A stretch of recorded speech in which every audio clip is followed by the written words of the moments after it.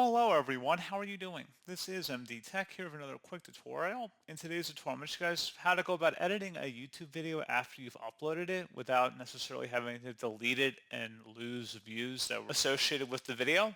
So this should hopefully be a pretty straightforward process here, guys. And without further ado, let's go ahead and jump right into it.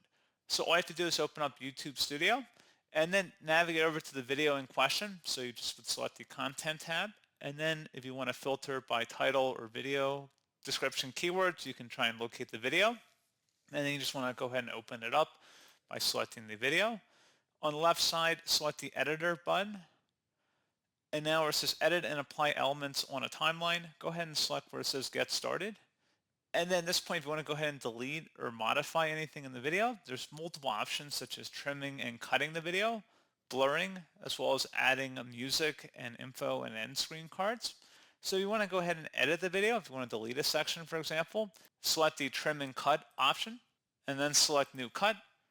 And at this point, you just highlight over whatever section you want to remove or delete. And then you would select a little check mark where it says cut.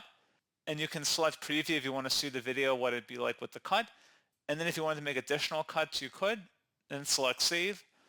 And then it may take a few hours for the changes to take effect. Viewers will see the current version of the video and before it's fully updated. You won't be able to make other changes to the video again during the time that it's updating.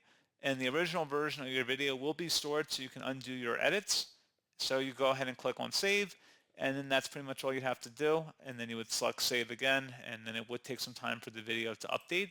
And as always, thank you guys for watching this brief tutorial. I do hope I was able to help you out. And I do look forward to catching you all in the next tutorial.